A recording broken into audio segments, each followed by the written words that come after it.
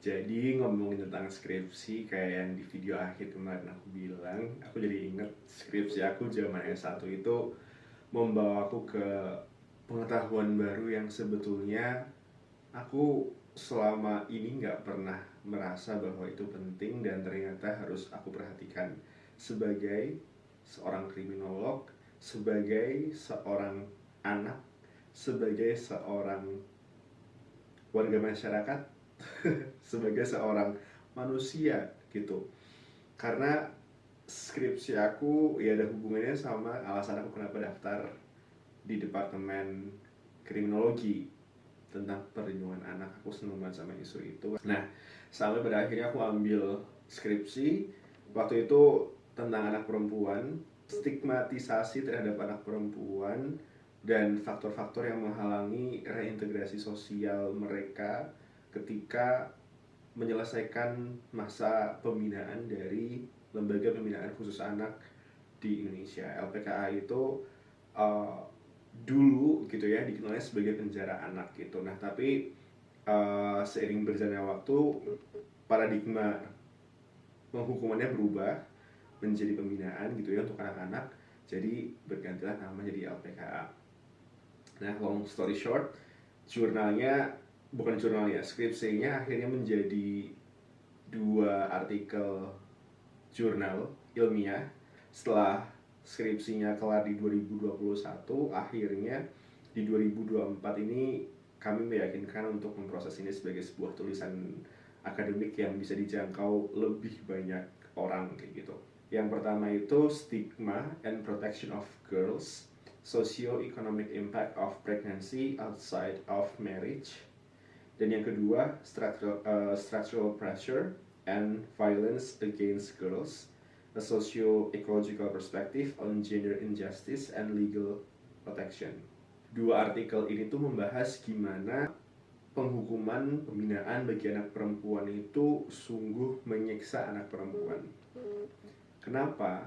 Karena ketika mereka itu masuk ke proses penghukuman gitu ya, ketika perempuan, anak perempuan ini masuk ke sistem peradilan pidana Indonesia, mereka udah otomatis dilabeli berbagai macam label buruk gitu ya, yang menyiksa mereka sehingga mereka dianggap sebagai orang-orang yang tidak layak, bahkan tidak layak untuk hidup lagi gitu di dunia ini. Karena banyak yang bilang bahwa anak-anak perempuan ini merupakan witch gitu kalau di konteks artikel literatur ilmiah luar negeri gitu ya, di luar Indonesia mereka bisa dibilang witch, kayak penyihir gitu, sampai sejahat itu gitu.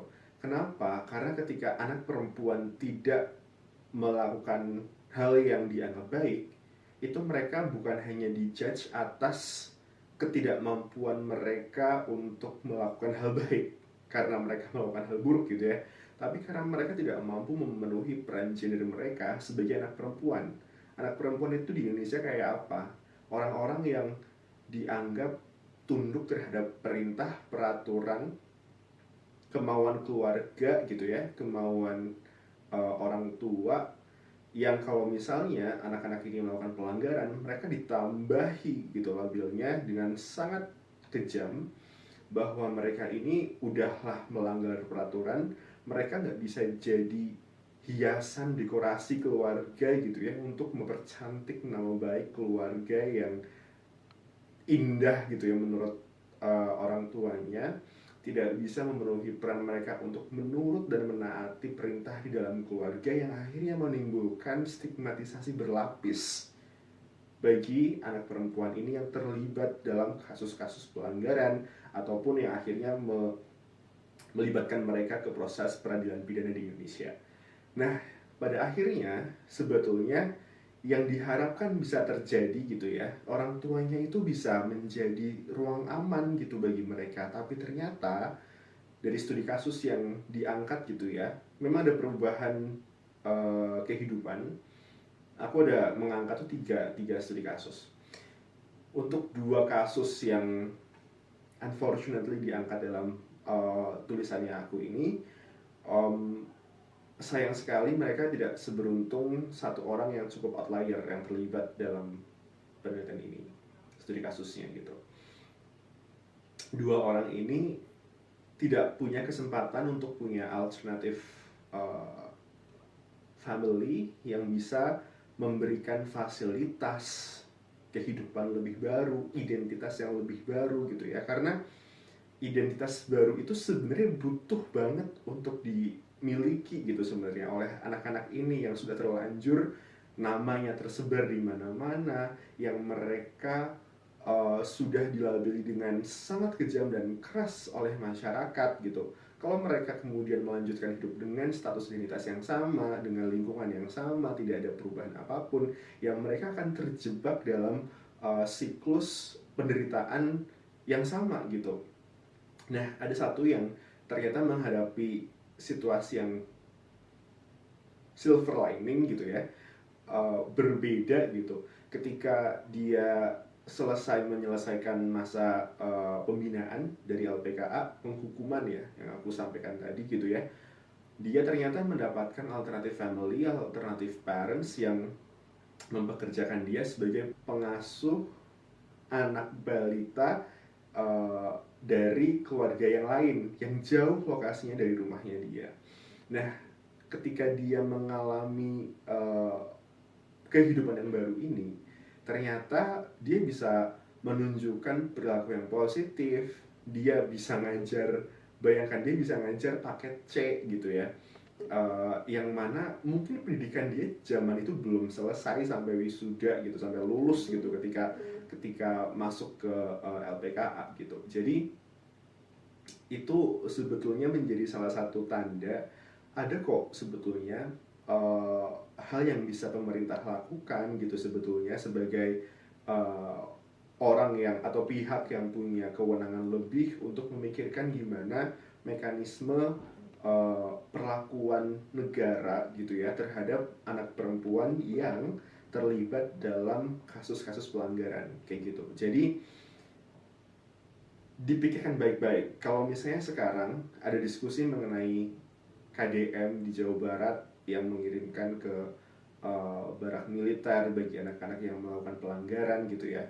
As long as itu by consent dan kemudian uh, sistem pembinaannya kemudian bisa di uh, rancang dengan baik gitu ya, dilakukan riset dengan mendalam gitu ya untuk memastikan keamanan anak-anak ini, mungkin ini bisa menjadi salah satu alternatif yang bisa dicoba oleh pemerintah untuk memperlakukan anak-anak yang terlibat dalam pelanggaran ini dengan jauh lebih layak kayak gitu. Tapi PR-nya memang kajian-kajiannya harus lebih uh, matang, robust dan prudent gitu supaya karena ini kebijakannya menyasar anak dan buat anak nggak boleh coba-coba kayak gitu. Jadi um, yang harus dipikirkan adalah pertama memang alternatif family, alternatif environment bagi anak-anak pelanggar hukum ini memang perlu dan penting adanya.